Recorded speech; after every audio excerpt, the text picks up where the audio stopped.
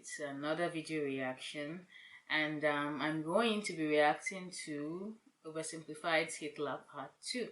I just reacted to Part 1 and I still had a bit of time on my hands, so I decided, well, there's enough time for one more reaction tonight.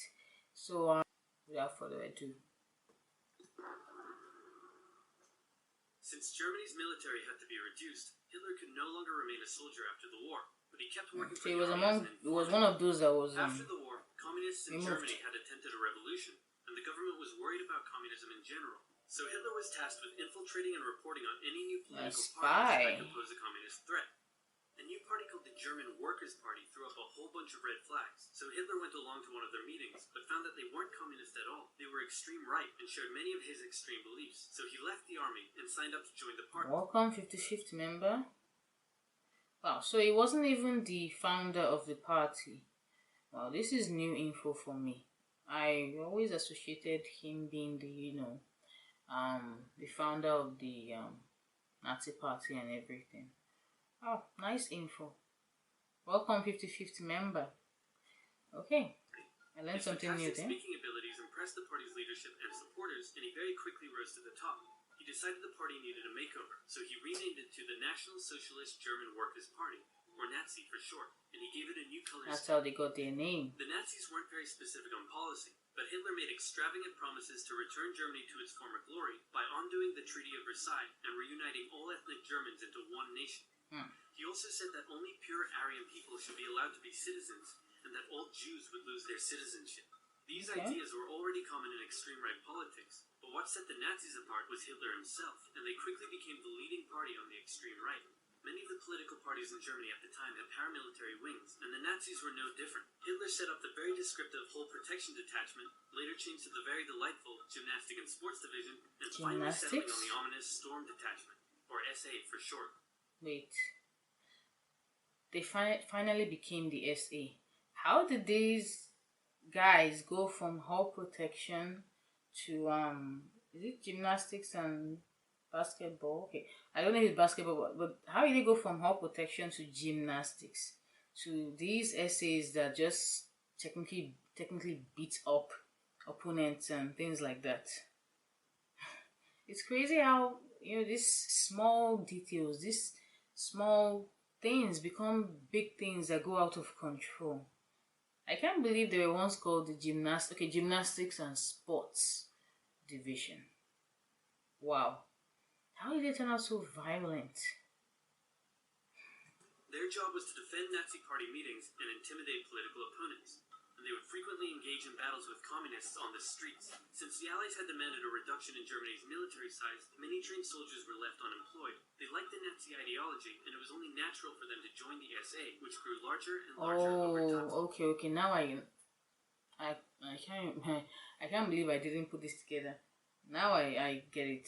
Okay, since many of the soldiers were like demilitarized, is that the word? They were kind of like removed from the army.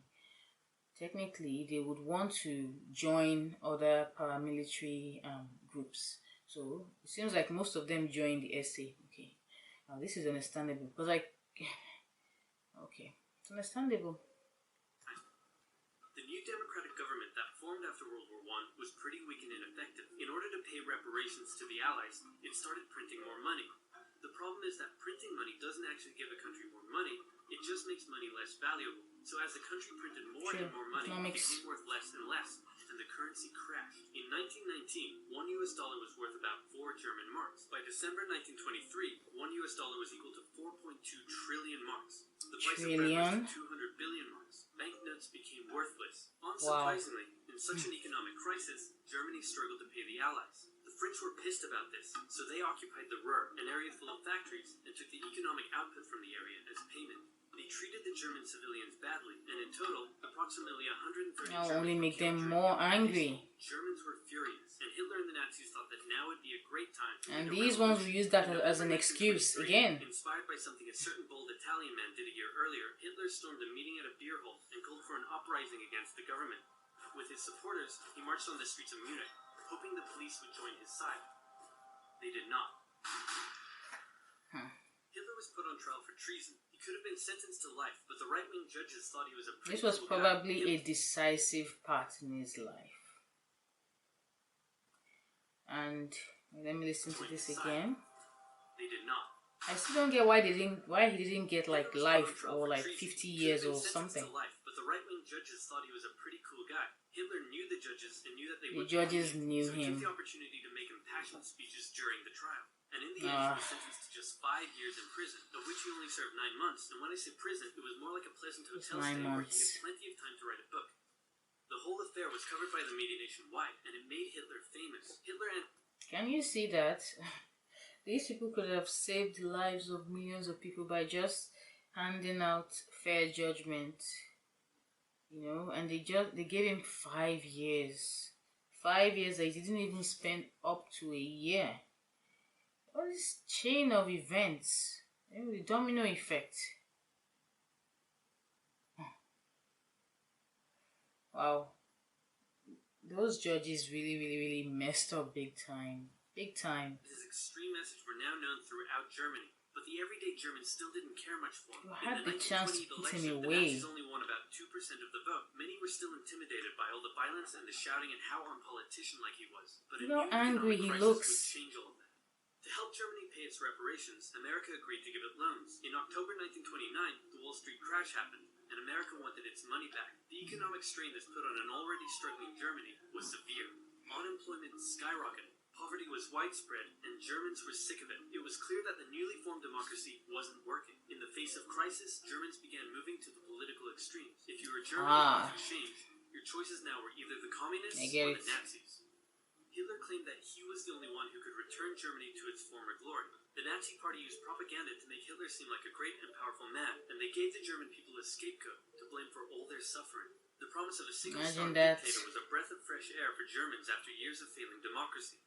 Some bought into his extreme ideology. Some didn't agree with the racism, but were willing to vote for him anyway. Many didn't know much about politics at all, but just got caught up in the hype. Election after election. Can you imagine?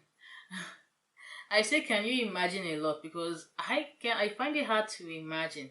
You see, this is exactly what happens in elections even till today. Some people vote without really understanding the ideology of the people you are voting for.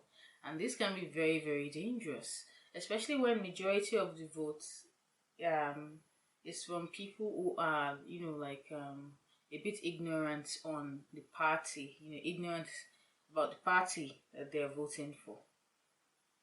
If they don't know enough, even if the smart ones that understand very well if the country needs people from that party, even if they have the brains of Einstein, as long as you are not in the majority, you won't get the people you want there.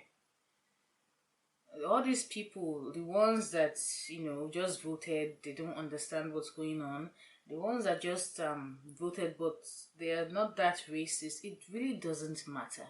If it's just the same, the votes still count as those that are supporting the Nazi party and are still racist. That's the problem. That's just the problem with counting votes.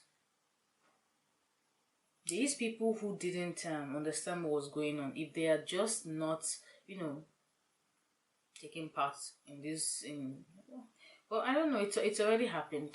I don't want to talk too much. Let's get into it. The Nazis became more and more popular until in 1932 they became the biggest party in the German parliament. Hitler came to truly believe that he was some sort of great, destined savior of Germany. That's when you give power to the wrong people to become president. Well, but still lost to the extremely popular World War I general Paul von Hindenburg. Since he was now the leader of the biggest chancellor party, works too, I guess. Hindenburg made him chancellor, but Hindenburg was reluctant, seeing that Hitler was clearly such a big racist. Industry leaders urged Hindenburg to give Hitler the chancellorship during the rising support for communism, and leader of the Center Party von Papen, who had been secretly negotiating with Hitler, said to Hindenburg, "How about we make Hitler chancellor on the condition that I get to be vice-chancellor, and most government jobs go to us moderate conservatives? That way, I'll get to keep my power. I mean, we'll get to keep our power, and we'll control Hitler like he's our angry little puppet. What could possibly go wrong?" As it turned out, everything. Hitler became chancellor of Germany in domino effects, little insignificant things. In February, you know, the that German just parliament building was set on fire. Put the wrong The person in historians still power. aren't sure who did it, and many suspect the Nazis did it themselves, but Hitler blamed the communists, and he convinced President Hindenburg to sign an emergency decree allowing him Communists to and imprison all Jews are the communists and other scapegoats of political everything. opponents. Communists and others were sent off to the first concentration camp in Dachau. At this time, the elderly President Hindenburg passed away, giving Hitler the perfect opportunity. He introduced a law to Parliament that would allow him to make all future laws and I decisions become a entirely on his dictator own. With his comes political opponents none. imprisoned and the SA intimidating others, Hitler's law passed. Just 2 months after becoming chancellor, Hitler was now a dictator. He still had one problem. The leader of the SA wanted the SA to take over the job of the regular German army, and the German army didn't like that idea. Hitler needed to maintain the support of his professionally trained German army, more so than his rough and rowdy SA. So one night in June 1934, he had Röhm and many other of his own SA officers rounded up and murdered. While he was at it, he took the opportunity to How can you murder your own officers? Politicians who had disagreed with him in the past. Didn't people know about? Let me take this back a bit. Didn't people know about all these things happening, or did they just think these men just, I don't know, died or committed suicide? Well, I guess he was already a dictator, so nobody could really do anything. But I think this should have been warning signs for other Germans. If you can kill your own officers who were probably there when you were rising to the top, what more? You would find it easy to kill anyone else. If you can kill your own people, then you can kill anybody. You don't care. But then he was already a dictator. It was probably too late for anybody to say anything. Other of his own SA officers rounded up and murdered. While he was at it, he took the opportunity to brutally settle some personal scores as well. Politicians who had disagreed with him in the past, reporters who had printed negative articles about him, one guy who did absolutely nothing. These are the people who probably... I'm taking this back again. I'm sorry for taking it back again. Bear with me here.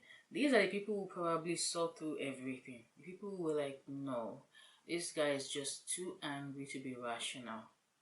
And he basically took them out. As all dictators do. He took the opportunity to brutally settle some personal scores as well. Politicians who had disagreed with him in the past, reporters who had printed negative articles about him, one guy who did absolutely nothing, but they thought he was someone else. In some cases, even their families were murdered. In total, up to 200 people were killed in what became known as the Night of the Long Knives. The army, now satisfied that they wouldn't be replaced, pledged total allegiance to their new Führer, and Hitler's control was now absolute. Life in Germany just like that. Freedom of the press, expression, and public assembly were suspended. Jews were initially branded and their businesses boycotted, and eventually Hitler would go on to have 6 million Jewish men, women, and children killed in concentration camps. Hundreds of thousands of people were forced into sterilization for physical and mental imperfections. The Hitler Youth became a way to brainwash the young. Boys were trained to fight and returned home from camp violent. Girls were told their purpose was to have many pure Aryan children, and they would sometimes return from camp pregnant. When their parents were understandably horrified, their children would threaten to turn them over to the Gestapo for standing in the way of Germany's greatness. The standard greeting changed, and you could be sent to a concentration camp for not using it. This way, it seemed like everyone was a Nazi supporter. If you dared oppose Hitler, or speak out against him in any way, you also would be sent to a concentration camp. German nationalism is a state I would not like to live in. Extreme ideology and anti-Semitism festered in him as a young man living a hard life on the streets. Germany's defeat in the First World War filled him with hatred and a thirst for vengeance. A political movement that treated him like a god, and hundreds of thousands looking up to him as their savior, made him a megalomaniac. And soon, his aggressive foreign policies would drag the world into a second tragic global conflict, otherwise known as... Wow. Oh, this video came before the World War II video. Interesting. I thought it came after.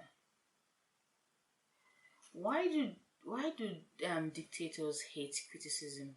Why are they always scared when people question them, like, oh, what you are doing, do you think it's okay?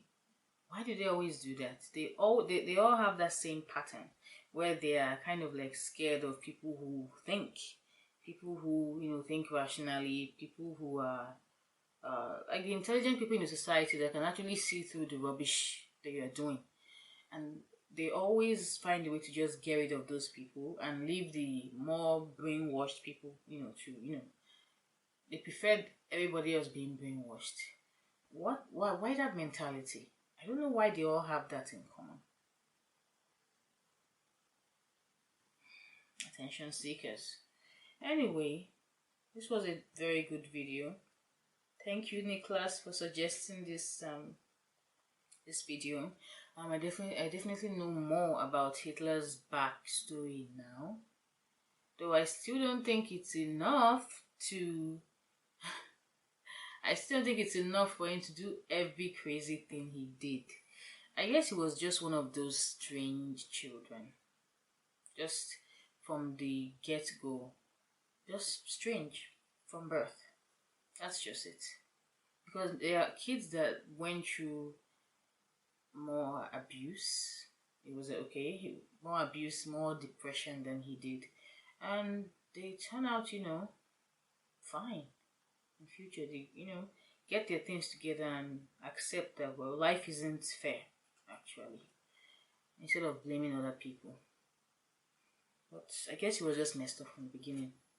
I have never seen a baby picture that I didn't like, and the first time I saw this Hitler's baby picture, I think it was on a Reddit page or something. I didn't even know it was Hitler until I saw what was written on there. But I've never seen a baby picture that I didn't like.